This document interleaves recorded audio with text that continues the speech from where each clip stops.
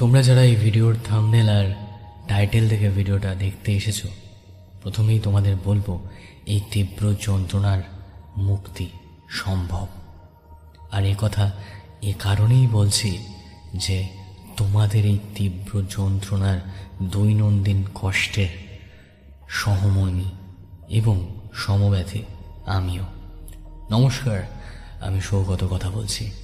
আজ চর্চা করব প্যানিক অ্যাটাকের বিষয়ে। প্যানিক অ্যাটাক কি? প্যানিক অ্যাটাক এমন একটা অবস্থা যে অবস্থায় কোনো বাহ্যিক কারণ ছাড়াই হঠাৎ লিফটে, হঠাৎ মেট্রোতে, অথবা কোনো বদ্ধ জায়গায়, অথবা হাজার মানুষের ভিড়ে হৃদকম্পন হঠাৎ বেড়ে যাওয়া, শারীরিকভাবে ভীষণ কম্পিত এবং ভীত সন্ত্রস্ত অনুভূত হওয়া, আর এই অনুভূতি ধীরে ধীরে ধীরে ধীরে গ্রাস করতে থাকে আমাদের দৈনন্দিন জীবনযাপনকে। হ্যাঁ, এই প্যানিক অ্যাটাক কেন হয়? এরকম মানসিক অবস্থা কেন হয়? এর কারণ বিভিন্ন মানুষ বিভিন্নভাবে ব্যক্ত করেছেন, তবে ব্যক্তিগতভাবে আমার যা মনে হয় তা আমি তোমাদের সাথে শেয়ার করে নেব। দিনের পর দিন, রাতের পর রাত নিজের মন, মস্তিষ্ক এবং বাস্তবের সাথে যদি মিল না থাকে, কোনো ঐক্য না থাকে, প্রতি মুহূর্তে যদি আপনার মন মস্তিষ্কের মধ্যে যুদ্ধ চলতে থাকে, তার ফলপ্রসূ হতে পারে এই প্যানিক অ্যাটাক। অথবা কোনো একটা জীবনের বড় ভুলের জন্য যদি প্রতিনিয়ত আমি বা আপনি নিজেদেরকে দোষী সাব্যস্ত করতে থাকি নিজের কাছে, তাহলেও কিন্তু এরকম মানসিক অবস্থার প্রকাশ পেতে পারে।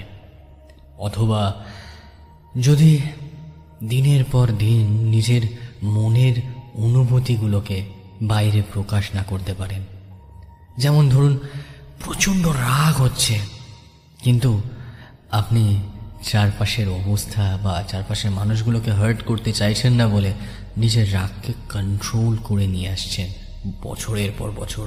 অথবা খুব দুঃখ হচ্ছে, কিন্তু আপনার শেয়ার করার কেউ নেই এমন অবস্থাতে, অথবা আপনার মনের কথা বলার কেউ নেই, সেক্ষেত্রেও কিন্তু একটা দীর্ঘমেয়াদী সময়ের পর আপনার এমন মানসিক অবস্থা হতে পারে। ভেঙে পড়ার কিছু নেই, এই লড়াইতে আপনি একা নন। প্রথমে আপনাকে এটা জানতে হবে,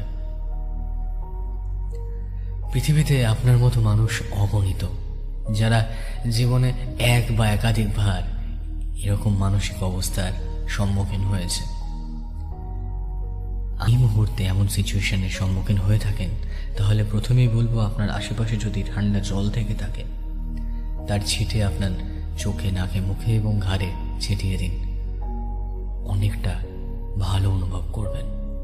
অথবা যদি জল না থেকে থাকে, তাহলে দ্বিতীয় পথ্য হলো, যদি কোনো সুগন্ধি আপনার আশেপাশে থেকে থাকে, বা দূরে কোনো বস্তু বা কাছের কোনো বস্তুতে আপনার দৃষ্টি নিবদ্ধ করুন, বা আপনার কানে কোনো না কোনো আওয়াজকে ফোকাস করার চেষ্টা করুন।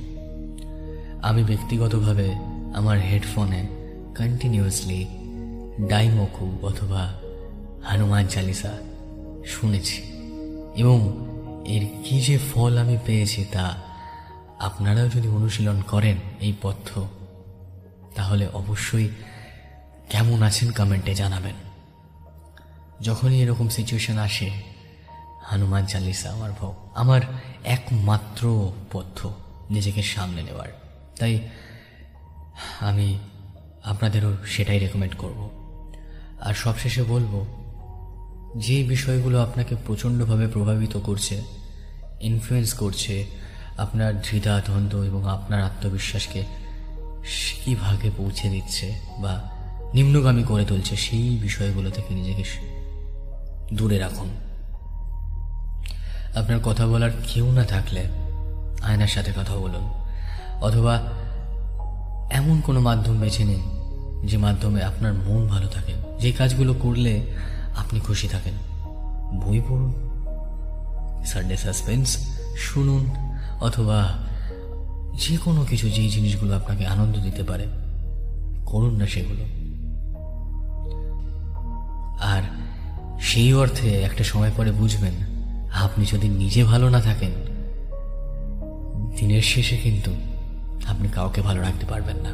তাই আমি প্রথমে বলবো, নিজের ভালো থাকা আর নিজের খুশিতে ফোকাস করুন, বাদ বাকিটা আস্তে আস্তে হয়ে যাবে। আমরা আমাদের জীবনের যুদ্ধে জয়ী হয়েই যাব।